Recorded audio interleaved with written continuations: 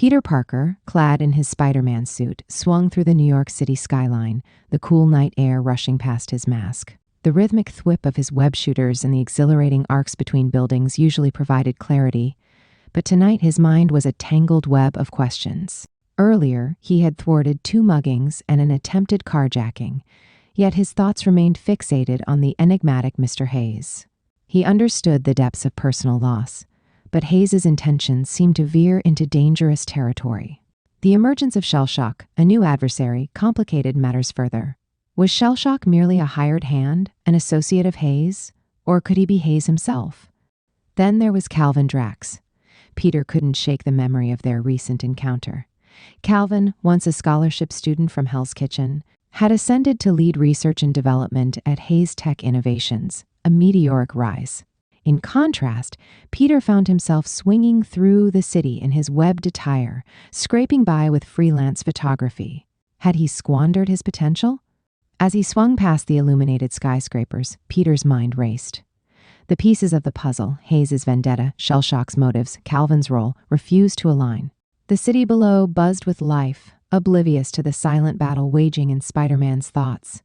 Determined to find answers, Peter resolved to delve deeper into Hayes' operations and Calvin's activities.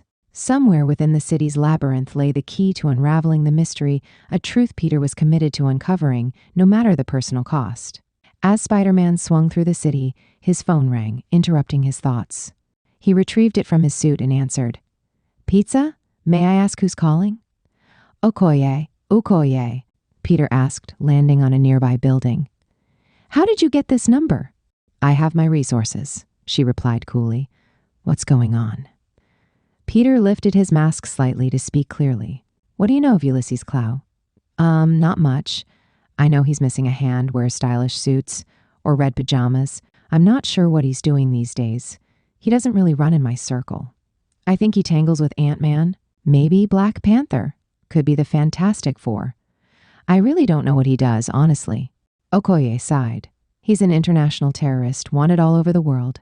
He led an attack on Wakanda and is on our most wanted list." "Oh, yeah," Peter nodded. "We have operatives looking for him." "Okay," Peter said, relaxing against the building's side. "He landed in New York 2 hours ago. He's meeting with Shellshock." "Where?" "We tracked him to a daycare in Hell's Kitchen." "Well, it was a daycare. It's under construction at the moment." "You don't say," Peter murmured as connections formed in his mind. "He just arrived. How long will it take you to get here?" "I'm actually close by. I should be there in 10 minutes. "Very well. We will wait for you." "We?" "The Dora Milaje are here. We will be taking Clow into custody today for his crimes against Wakanda." "You have 10 minutes, Spider-Man." Hold on a second, but before Peter could protest, the line went dead. "Well, dang. Ulysses Clow," Peter said, rubbing his chin. "A Hell's Kitchen daycare. Something tells me this is Lily's daycare. Shellshock is there." The pieces were pointing toward Mr. Hayes. "What are you planning?" he asked himself again. Peter shrugged, pulling down his mask. "I guess I'll have to find out." He began swinging toward Hell's Kitchen. If he hurried, he could make it there in 6 minutes. Spider-Man arrived at the dilapidated daycare in Hell's Kitchen, noting the 6 parked escalades and the makeshift barriers obscuring the building from view. The once vibrant establishment was now marred by graffiti and litter, a stark reminder of its abandonment. Okoye stood resolute by the entrance, her Dora Milaje armor gleaming under the dim streetlights. Beside her, 5 Dora Milaje warriors stood at attention, their spears poised for action. Okoye held a compact 6-inch cylinder in her right hand, a weapon ready to extend into a formidable spear. "Whoa, you brought a strike team with you," Spider-Man remarked, landing gracefully in front of the group. "Clow is a dark spot on Wakanda's history. I intend to rectify that tonight." Okoye responded, her voice firm. One of the warriors stepped forward, her excitement barely contained. "Oh my God, you're Spider-Man!" she exclaimed. "I'm Anika. I'm a really big fan." "Hey, Anika, I'm Spider-Man," Peter replied, shaking her hand awkwardly. "I know you're Spider-Man. Oh my God, Spider-Man said my name," Anika gushed. "That's enough," Okoye interjected, restoring order. "Anika, you are my captain. Start acting like it." Anika straightened, adopting a more serious demeanor. "Spider-Man, it will be an honor to work with you," she stated formally, before returning to her position, though her enthusiasm remained evident. "Clow arrived here several minutes ago, followed by Shellshock entering from the back," Okoye briefed, twirling her cylinder as it extended into a full-length spear. With a swift motion, she sliced through the front gate. "Wait, hold on," Spider-Man interjected, moving in front of Okoye. "You don't plan on going in the front door, guns blazing, do you?" Okoye tilted her head. "How else would we do it?" "Let's do some recon first, see how many men they have and what they're packing," Spider-Man suggested. "Ulysses Clow has 23 men with him plus Shellshock," Annika reported. "Wow, that's a lot. Do we have backup?" Spider-Man asked. Okoye gestured to the 5 warriors behind her. "Okay, give me 10 minutes. I'll let you know if it's safe," Spider-Man proposed. "No," Okoye said coldly. "Ulysses Clow will not evade justice for a moment longer." "Okay, 5 minutes," Spider-Man countered. Okoye seemed ready to argue, but Aneka placed a hand on her shoulder, giving her a pleading look. "Fine. You have 5 minutes, Spider-Man. Not a moment longer," Okoye conceded.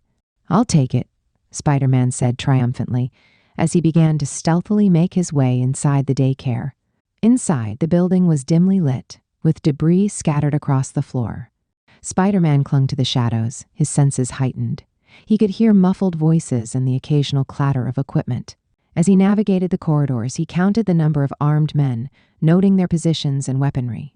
Reaching a vantage point overlooking a large room, Spider-Man spotted Ulysses Clow, recognizable by his prosthetic sonic emitter, engaged in a heated discussion with Shellshock.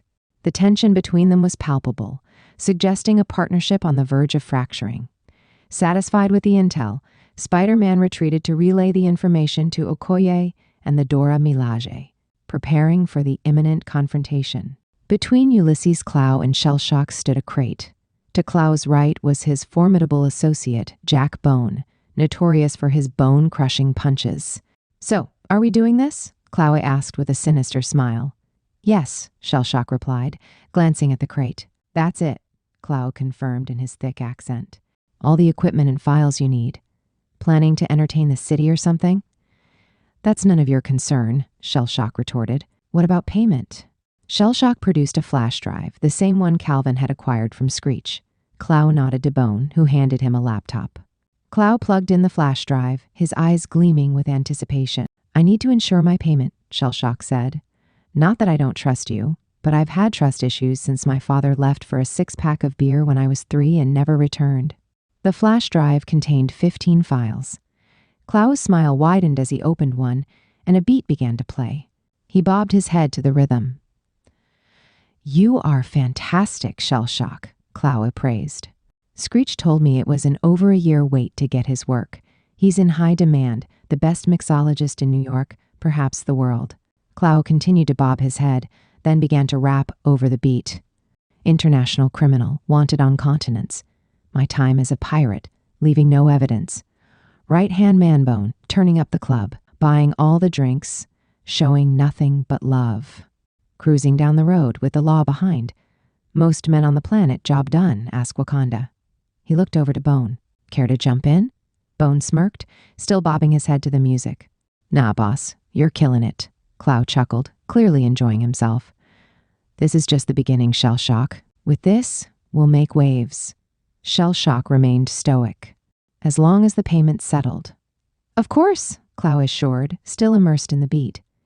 The room filled with the pulsating rhythm, a prelude to the chaos they intended to unleash. Shellshock stood by Ulysses Claw, who was adorned in a green suit so loud it could stop traffic. Spider-Man clung to the rafters above, staying out of sight, his mask hiding a look of disbelief. This was the craziest exchange he'd ever witnessed, Claw trading Wakandan technology for music? "Is Screech really that good?" Peter muttered to himself, his curiosity fighting against his disbelief. "I don't even know music like that." His thoughts were interrupted as the front doors exploded open, shards of wood flying everywhere. Okoye strode in, spear in hand, her presence commanding. Behind her, 5 Dora Milaje warriors entered, each moving with deadly precision. "Ulysses Claw," Okoye bellowed, her voice echoing through the room. "Today, you face justice." The Dora Milaje readied their spears. the sharp metallic sound of vibranium cutting through the air. Peter, glancing at his watch, couldn't help but shake his head. Yeah, it's been exactly 5 minutes. Not a second more, not a second less. He nodded and leapt down from the rafters, landing beside Okoye in his signature crouch. I got tired of waiting, Okoye said without missing a beat. Spider-Man tilted his head. I can see that. Well, you gave me 5 minutes. I did, she admitted. Peter stood up straight, hands on his hips, and gestured at the room. So, 25 of them, 6 of us. Hardly seems fair. For Tatham. At that moment, Ulysses Claw and Shellshock entered from a side room, clearly drawn by the commotion. Claw's gaze swept over the newcomers and his lips curled into a wicked grin. Well, dang, Claw drawled, his mechanical arm whirring as he flexed it. Friends of yours? He glanced at Shellshock. Shellshock shook his head. Don't look at me. Claw clapped his hands together. All right then. Let's get this party started. Without warning, Claw's arm transformed into a sonic blaster, and he fired the first shot, scattering the group. Let's go, boys, he shouted to his henchmen. Guns cocked, rifles were raised, and chaos erupted. The room filled with the deafening sounds of gunfire, the hum of vibranium spears, and Spider-Man's web shooters. Okoye smirked as she dodged a bullet and impaled one of Claw's thugs with her spear. It doesn't seem fair for them, she said, a hint of satisfaction in her voice. Spider-Man flipped through the air, webbing up 2 attackers and disarming a third with a well-aimed kick. Seriously, guys, don't you get tired of losing? He quipped, dodging another blast from Claw's arm. The fight was in full swing when Claw broke away, dashing to a nearby computer console. With a mischievous grin, he began typing furiously. Let's set the mood a little more dramatically, he said, slamming the enter key. Suddenly, Screech's infamous beat boomed through the room, pulsating through the walls. Claw's voice layered over it in a distorted, rhythmic flow.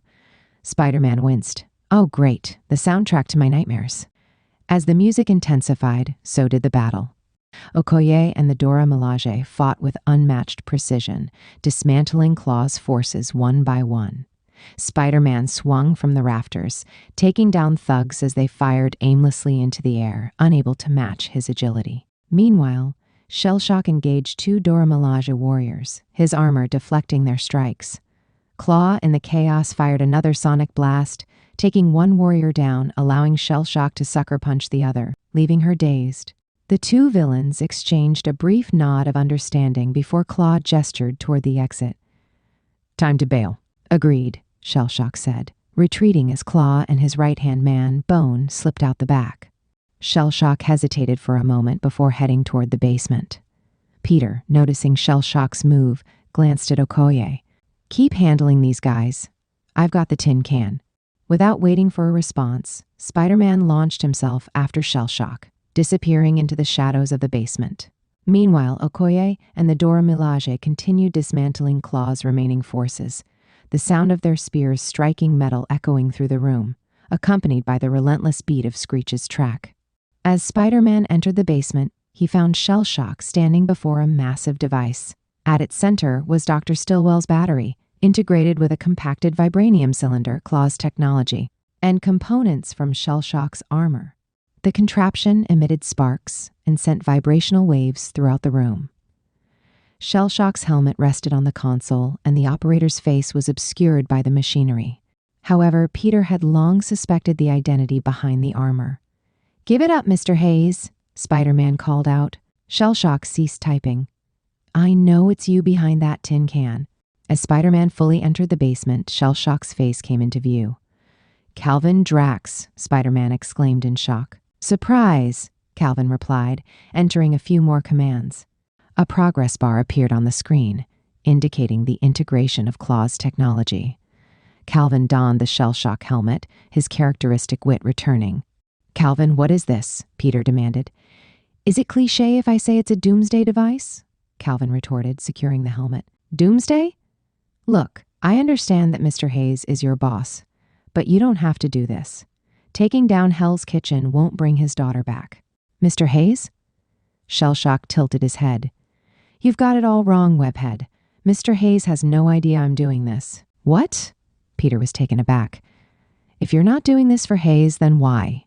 Because I loved Lily. Mr. Hayes wants to buy up this neighborhood, burn it to the ground, and rebuild. He aims to eradicate organized crime and bring jobs here. I don't see a problem with that, Peter admitted, realizing he had misjudged Hayes. It won't work, Calvin said darkly. He's disgracing his daughter's memory. Lily's kindness couldn't save this place. It's time we tried something else. Hayes is Lily's father, Peter realized. If he can see past his grief and recognize that the people here aren't to blame for one person's evil deeds, why can't you? Shellshock remained silent. You and Lily, were you T2? Peter inquired. Calvin gave a small nod. That gold necklace with the turtle. That was a gift from you, wasn't it? Peter continued. Calvin's silence was confirmation. Do you think Lily would want this? The dead want nothing, Spider-Man, Shellshock whispered. I've lost someone close to me due to senseless violence, Peter said softly. I can tell you, this won't bring her back. You still don't get it, Calvin replied, glancing at the machine. The progress bar was at 20%. Then tell me, Peter urged, sensing Calvin's inner turmoil.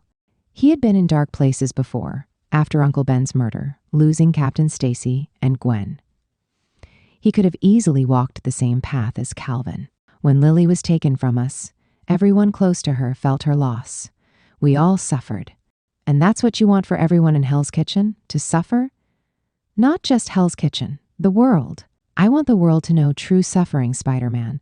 Once everyone has felt real pain, they will no longer inflict it. Peter's head tilted. You didn't just say what I think you did. Lily's friends and family came together after her passing. Instead of seeking vengeance, they chose to continue Lily's dreams, doubling down on their charity. Everyone except you. You're the outlier. You disprove your own theory. No, I was just the only one who could see the truth. You can't save these people because they don't want to be saved. They haven't suffered enough. The computer beeped, indicating the process was 75% complete. You know, Shellhead, I tried to understand where you're coming from. I really did. And I get it. You're from Crazy Town. Maybe, Shellshock chuckled, shaking his head. Go ahead, say it. Spider-Man tilted his head. You know what I want to hear. Those 3 words. Shellshock prepared himself, taking a battle stance. I'll stop you, Peter declared, charging toward Shellshock. He leaped into the air, bringing his right hand down on Shellshock's helmet. Without the kinetic absorption gear, Calvin felt the impact. He retaliated with a powerful punch, sending Peter sprawling. The battle raged across the expansive basement. Calvin seized Peter, hurling him through a concrete pillar, debris scattering. Peter struggled to reach the machine, but Calvin thwarted him at every turn, their clashes leaving destruction in their wake. Summoning his agility, Peter managed to ensnare Calvin with a web line, yanking him toward a wall. He leaped around, firing webbing in rapid succession. Calvin tore at the bindings, but Peter's relentless assault soon immobilized him completely. Approaching the restrained Shellshock, Peter removed his helmet. Looks like you lose, Calvin, he said triumphantly. Calvin smiled, glancing at the machine as the progress bar hit 100%. Did I? He asked.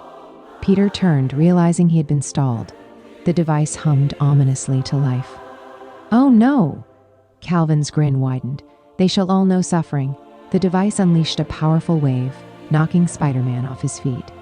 Each subsequent pulse grew stronger, the room trembling violently. Cracks spiderwebbed through the walls, extending to the parking lot above. The entire neighborhood quaked. Despite the onslaught, Peter crawled toward Calvin, slamming the Shellshock helmet on his head backward for protection. Here, hold this, he quipped, before inching toward the device. Each pulse sent searing pain through his body, but he pressed on, the room disintegrating around him.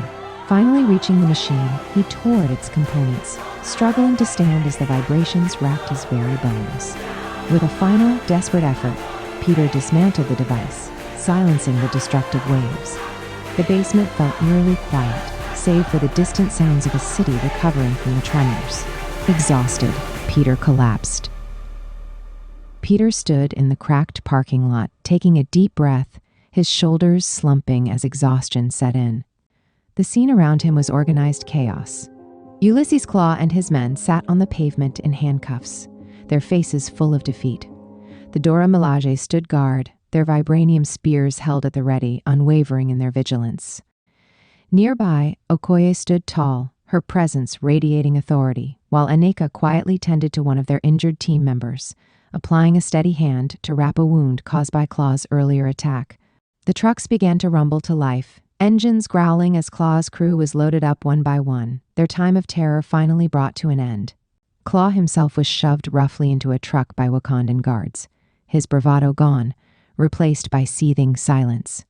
Jack Bone followed, his hands cuffed tightly, unable to meet anyone's eyes. But Peter's focus wasn't on them. Instead, his eyes locked on the figure already sitting in the back of a different truck, Calvin Drax. Stripped of the Shellshock armor, Calvin now wore a plain black long-sleeved shirt and dark pants.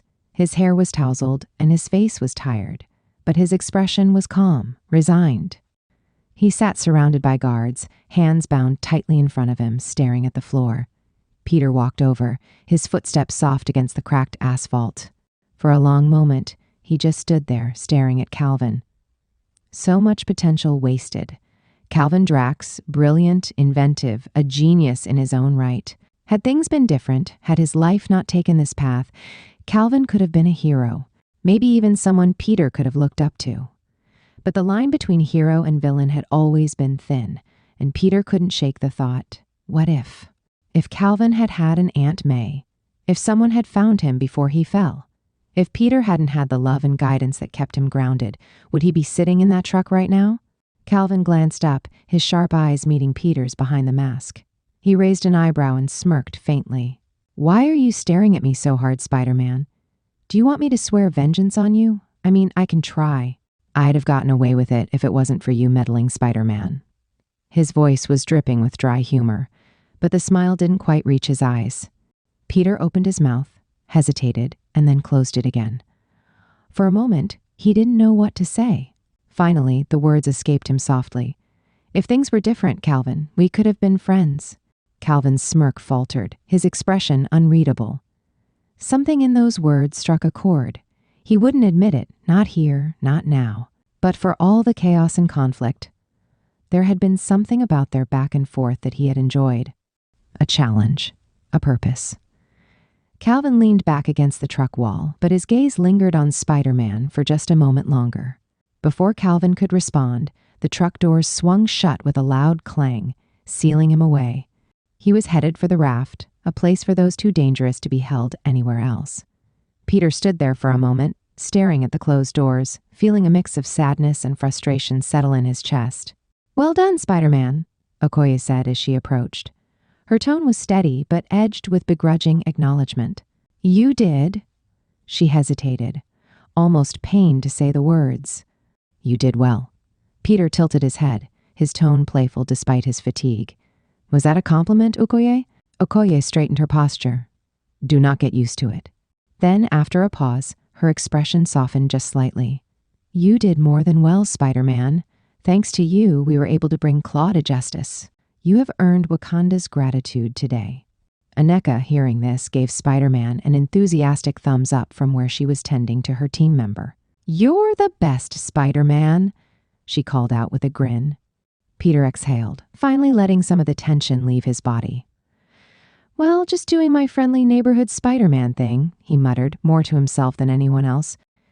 As the trucks carrying Calvin, Claw, and the others disappeared into the distance, Peter stood alone in the parking lot. The neighborhood was quiet again, but the damage remained. A part of him still wondered if he could have reached Calvin sooner, if he could have pulled him back from the edge. He looked at his hands, flexing his fingers. "Great power," he whispered under his breath. "Great responsibility." With one last glance at Okoye and the Dora Milaje, Peter fired a web line to the nearest building, swinging into the night. The battle was over, but the questions still lingered. Hey everybody, thanks for tuning in for the final chapter of Shellshocked. Yeah, I had a blast writing this. I hope you guys had a equally as fun time listening to it. I really want to thank you guys. You guys watching my videos kept me inspired to keep going. I also want to give a special thanks to Kleber Arts. He's the artist that provided the art for this chapter, the original paneled art. And yeah, he's a really great artist. I actually enjoy working with him. I have a comic book in the works that I'm going to be publishing here soon, and he actually provides a lot of the art for the comic that we are working on. So yeah, I'm going to leave a link so you guys can go check out his Instagram, and I guess I'll plug in a link too, and hope to see you guys soon. Catch you guys on the next one. Like and subscribe.